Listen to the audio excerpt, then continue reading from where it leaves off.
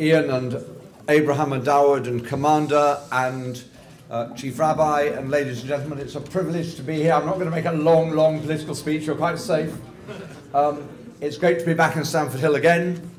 I live in South London, so you have to forgive me, but I hope you will be graceful about that. I support a South London football team, so I hope you'll forgive me again. But I come here in peace and to recognise the great work that you do.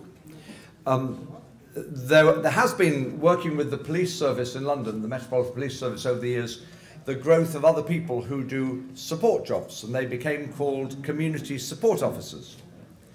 The reality is that Shomrim is a community support service. It's the community coming to support the police, the constables who are given their recognition by the state and by the Crown to make this a safer place.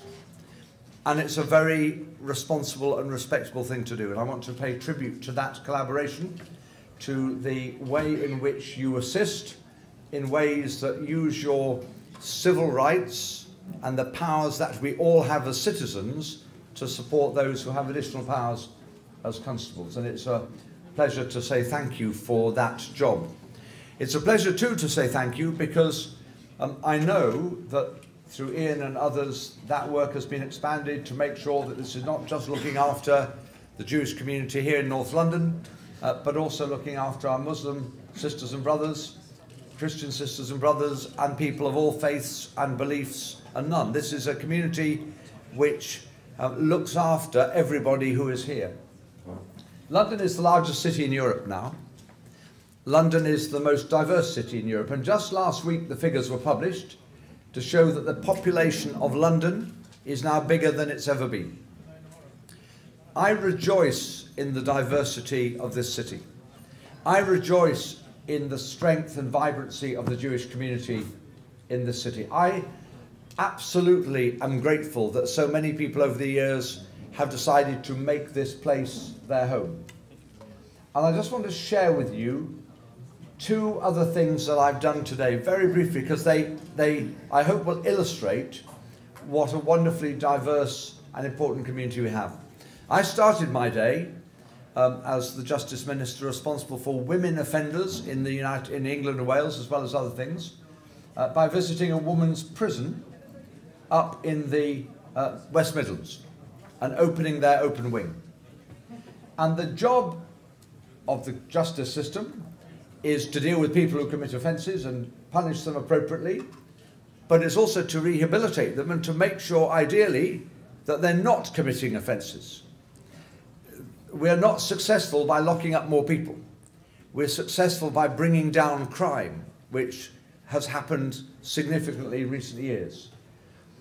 I'm of course conscious that world events mean that people of ill will think that they can be justified in either being anti-Semitic or committing anti-Islamic activity.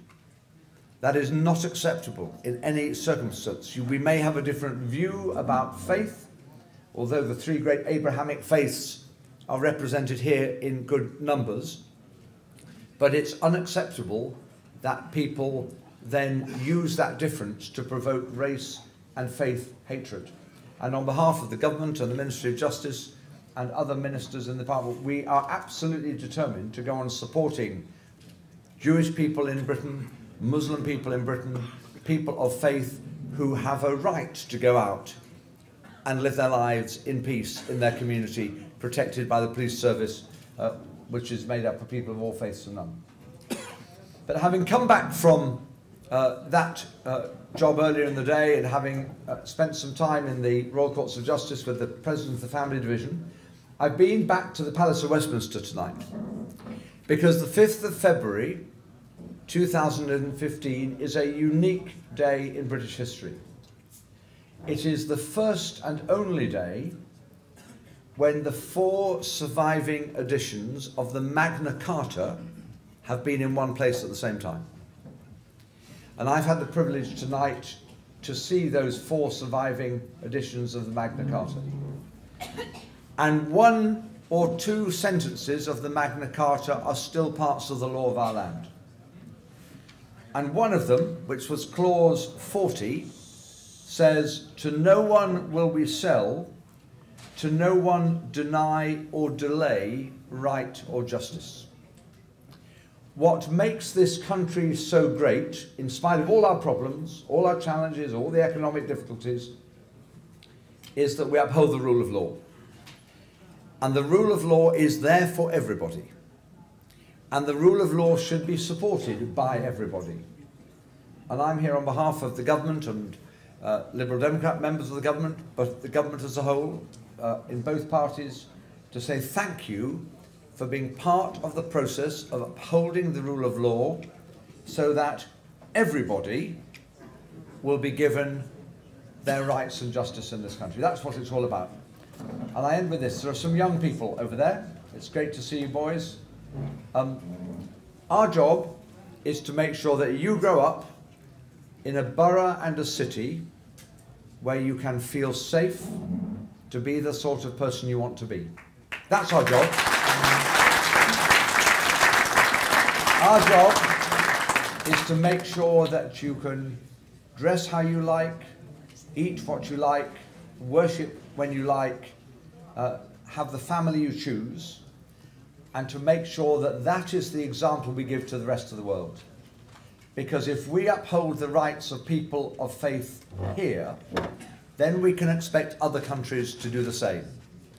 If we don't practice what we preach, then we're not in a good position to bring tolerance, respect, and a mutual understanding between faiths elsewhere in the world. So thank you very much for the privilege of inviting me to join you in. Didn't tell me that there would also be food, but that's an additional bonus because Virgin Trains hadn't really met my needs during the day. Thank you very much. Really appreciate it.